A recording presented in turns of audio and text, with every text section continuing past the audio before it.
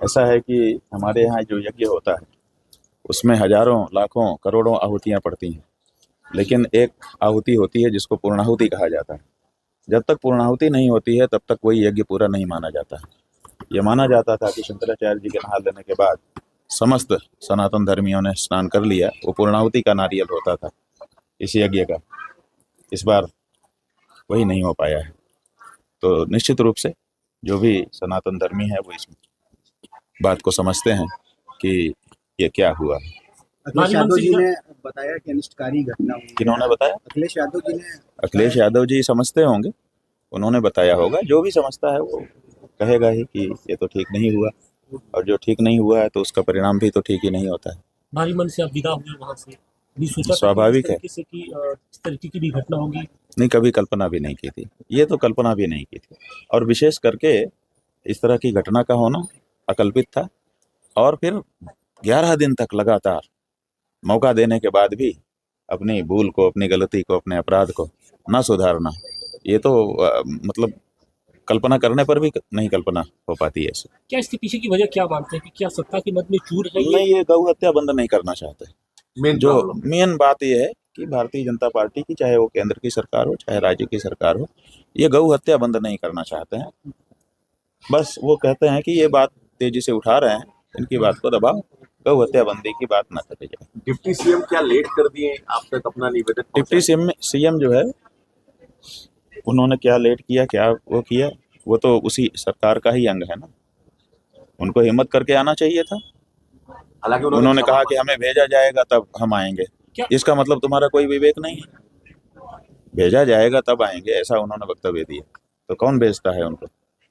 भेजे जाने पर तो कोई भी व्यक्ति कुछ भी करता है। जो विवेकशील व्यक्ति होता है वो स्वयं निर्णय लेता है कि नहीं, ये ऐसा समय है, हम इसको अस्वीकार करते हैं, तो हम जाएंगे। इस तरीके से ये स्टैंड उनको लेना चाहिए था।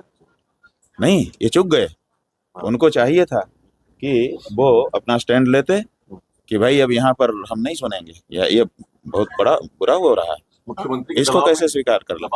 जिसके भी दबाव में थे, उनको वो स्टैंड नहीं ले पाए। महाराज जी, अभी अमित शाह गृह मंत्री जी ने गुजरात गांधीनगर में एक बयान किया है कि जो भी सनातन धर्म का अपमान जो सत्ता सरकारें करती हैं, वापस सत्ता में कभी भी नहीं वापस नहीं आती है। तो हाँ, तो समझिए कि वो अपना डेथ वारंट साइन कर रहे हैं।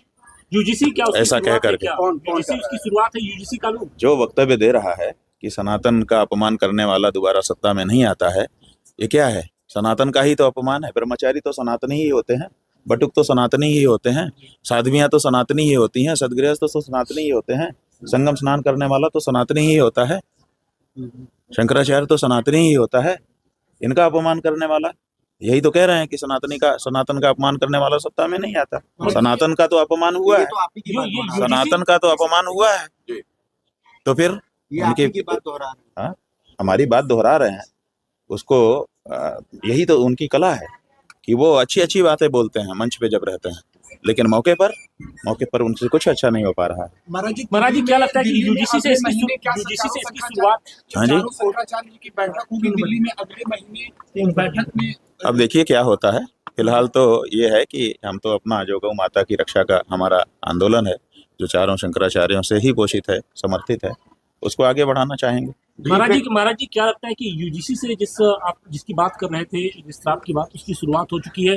क्योंकि यूजीसी को लेकर भाजपा के जो समर्थक थे, खासतौर से जो सवर्ण बिरादरी से आते हैं, वो खुलेआम अब धमकी दे रहे हैं कि नहीं, विरोध कर रहे हैं। देखिए, बात भाजपा और कांग्रेस की नहीं है, बात किसी राजनीतिक पार्टी की भी नहीं। बात यह है कि ऐसा कानून कैसे लाया जा सकता है जो एक ही समूह के लोगों को एक दूसरे के सामने खड़ा करके एक दूसरे से लड़ा दे। आप एक जाति को दूसरी जाति के सामने खड़ा कर दे रहे हैं, और दोनों आपस में लड़ेंगी तो दोनों का नुकसान होगा, दोनों लड़के मर जाएंगे। आप तो हिंदू धर्म को समाप्त करने का रास्ता बना रहे हैं। ये नहीं हो सकता है। कहते थे, वही तो हम कह रहे हैं कि मंच पे तो बहुत अलग कहते हैं, व्यवहार में क्या करते हैं। मंच पे इन्होंने कहा बटोगे तो कटोगे, और अब बांटने और काटने का मशीन ला करके रख दिए हैं यूजीसी। तो सनातन यूजीसी जो है वो सनातन को बांटने और काटने की मशीन है। ये सनातन की लड़ाई कैसे आगे लड़ेंगे? महाराज जी, वो नहीं लड़ पाएंगे, क्योंकि उनका उद्देश्य ही है सनातन को समाप्त करना। चोला सनातन का